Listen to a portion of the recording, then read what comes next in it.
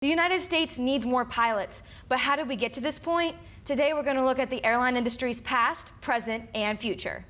Thing is, the commercial airline industry has gone up and down since 1978, when the Airline Deregulation Act went into federal law. The act made the industry a free market and was meant to encourage competition. And it worked. Lower fares meant that traveling wasn't just for the rich anymore, and people flocked to the airport, leading to an increase in flights and passengers.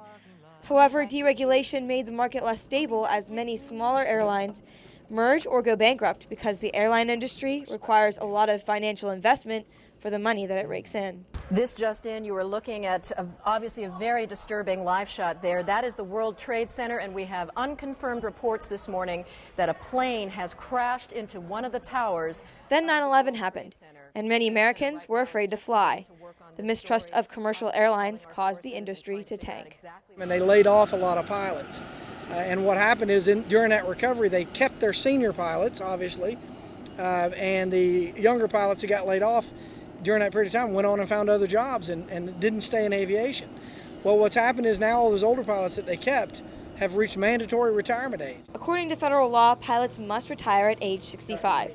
The age was raised in 2007 from 60 to 65 with the passage of the Fair Treatment for Experienced Pilots Act, and there's a movement to raise the age as high as 70 to meet demands for pilots. According to a report by Cohen and Company, more than 42% of active airline pilots at the biggest carriers will retire in the next 10 years, and the Federal Aviation Administration is predicting that demand for air travel will grow substantially in that time frame. And if 9/11 was the catalyst, the recession only added fuel to the fire.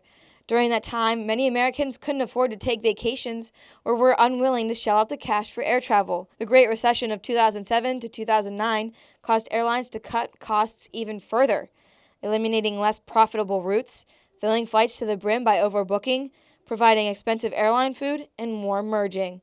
And these efforts were successful. 2018 is the 10th consecutive year of profitability for the U.S. airline industry. And the FAA says in its most recent forecast report, quote, "Looking forward, there is a confidence that U.S. airlines have finally transformed from a capital-intensive, highly cyclical industry to an industry that generates solid returns on capital-sustained profits." But as the industry grows, airlines are going to have to solve this problem of needing more pilots.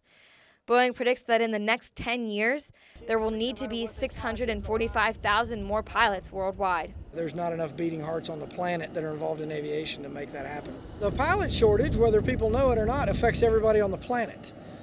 What you'll see is ticket prices going up. You'll see flights getting canceled, which is already happening. And the shortage doesn't just affect commercial airlines, it affects the whole aviation community. If the commercial aviation is behind, military aviation is behind as well, because if they're hiring into commercial airlines, a lot of kids say, well, I don't know if I want to go to the military for 10 years. I'll just go this route. So the military is suffering right now. They're very, very short of pilots. So the ultimate solution is to train up more pilots. The U.S. is the only country in the world with major airlines that require 4-year degrees in order to become a pilot. And some say it's too much of a financial investment, with what many are calling a student debt crisis happening in the country right now. But Joel Kirk, the director of the Aviation Center of Excellence at Fairmont State, says that there's still major benefits to getting a 4-year degree. It's a very solid investment for the kids that are qualified, because we know if they get those certifications, that job's sitting there waiting on them. It's just a statistical, numerical game. The 4-year degree is an added benefit basically for resume building, and also just general social skills. As a pilot, you have to be in a leadership position. You have to work with passengers all the time, flight attendants, crews. So you get a lot of exposure in college, learning how to deal with people and sociology and public speaking and things like that you need to do as a pilot. Is beneficial. So the 4-year degree program also is a fallback. If something were to happen to you medically as a pilot, that 4-year degree can come in and help you out in some other field of study or career field. A pilot can be disqualified by the FAA if they have certain medical conditions. Disqualifying medical conditions include bipolar disease and other mental health issues, heart disease, certain cases of diabetes, and eye conditions. One of the biggest things that gets our students is medical issues. So stay healthy, and we teach them, don't be in the wrong place, don't do something stupid that will ruin your career. Riding 4-wheelers with no helmet, skiing, stuff like that you might get hurt. But eye issues and things like that are generally the biggest thing that gets students. So stay healthy. Be able to stay healthy in the future. Exercising and things like that, because the health issues are the ones that bring them down faster than any. Fairmont State's aviation program is the only 4-year collegiate program in the state that offers a commercial, multi-engine flight option and a 4-year degree at the same time. But 2 years ago, the flight program's enrollment was in the single digits. 2 years ago, I would describe it as a smoking hole, or very close to being a smoking hole in the ground.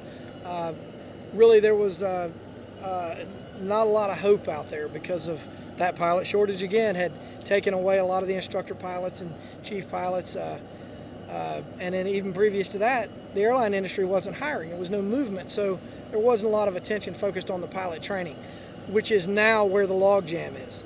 Because pilot training, whether it be at the basic level or the advanced level at American Airlines, they can only train so many pilots. So no matter how many seats they got open out there, the logjam is in the training. You can't just knight someone a pilot. It takes years to train a pilot, and they're behind on doing that. Today, the program has 40 students, and they plan to expand to accommodate 80 to 100 students.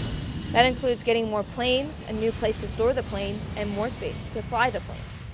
As we speak, they're building a new taxiway for us over there to be able to accommodate the efficiency of moving airplanes in and out. To have 6 and 8 trainer airplanes flying around over their hometown is a pretty neat opportunity for any kids in the local community here. Fairmont State's competitive flight program will be accepting applications for fall 2020 in August. For more information on the flight program, go to fairmontstate.edu. For WBOY.com, I'm Sheila Klein in Bridgeport.